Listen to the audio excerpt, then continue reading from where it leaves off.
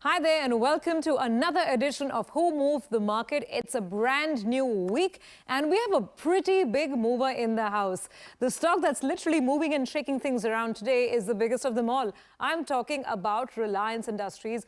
Right from the word go, right from 9:15 this morning, the stock has been up and about. In fact, last count, it was up well over 4%. So what is the buzz? What is all this value unlocking business that the street is getting so excited about?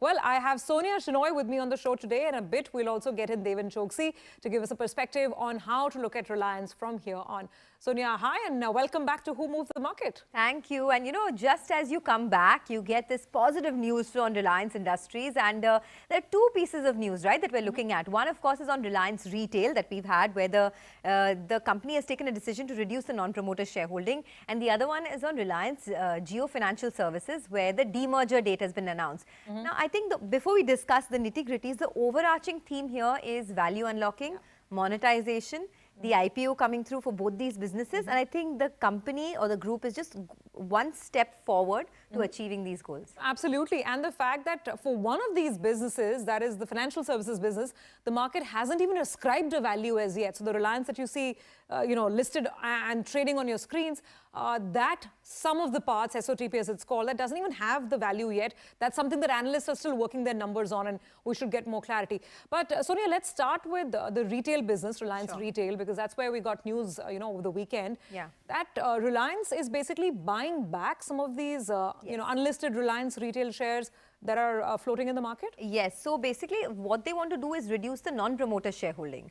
And by doing that, they're just moving, there's just two things. They're moving one step forward to listing the company, which will happen eventually. And they have a big succession plan in place, right? So that they're putting together that succession plan as well. The news is, the only incremental positive on Reliance Retail news is that the price at which it is done is much higher than the ascribed value that brokerages had, and much higher than when the stake sale was done in 2020 as well of RRVL. So it's just that this price is much higher, 1362. If you look at it, a lot of brokerages, JP Morgan, JM Financial, HDFC Securities, ascribed a price of anywhere between 900 to 1,000 rupees. And so Reliance is actually buying back at over 1,300. Over 1,360. So, of course, the price is higher, but it also shows the confidence at which, the company comes through with these plans in their consumer businesses. Okay. So we don't have a very specific listing timeline yet for Reliance Retail, but I guess the anticipation is that these are some of the, the precursor steps, perhaps.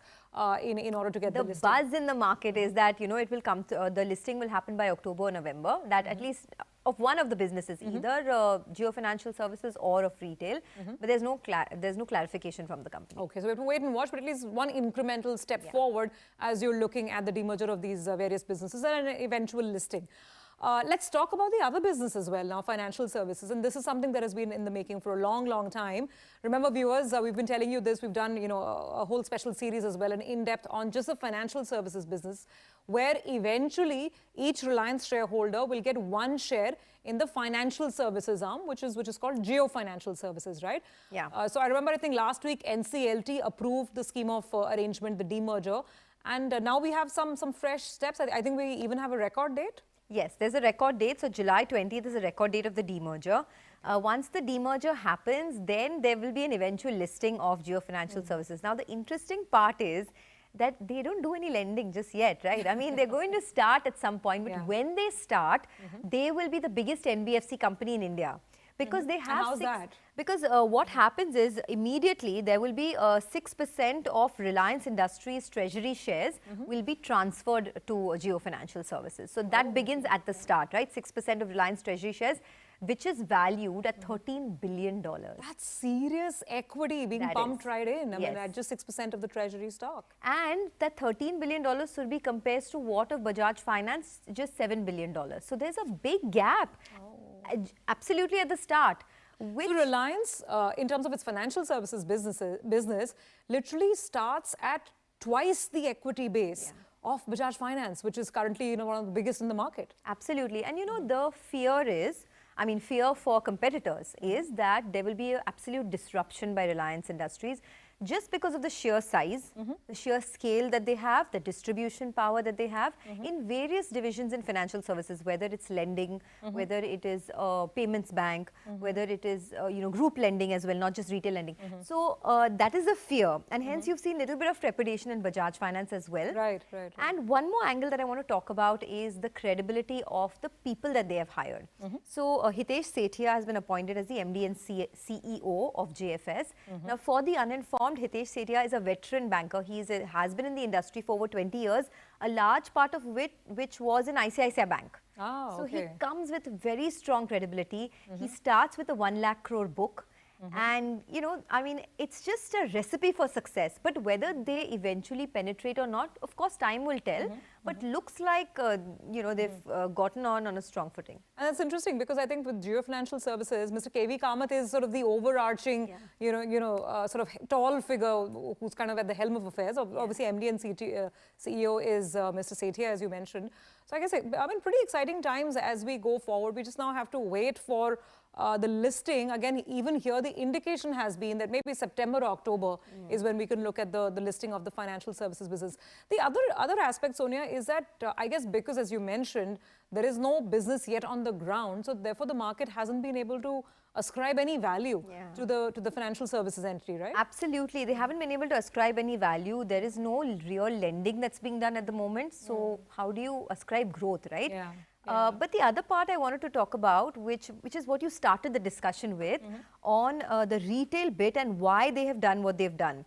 Now, the buyback, it's a very small amount of non-promoter shareholding that has been bought back, right? But why are they doing this?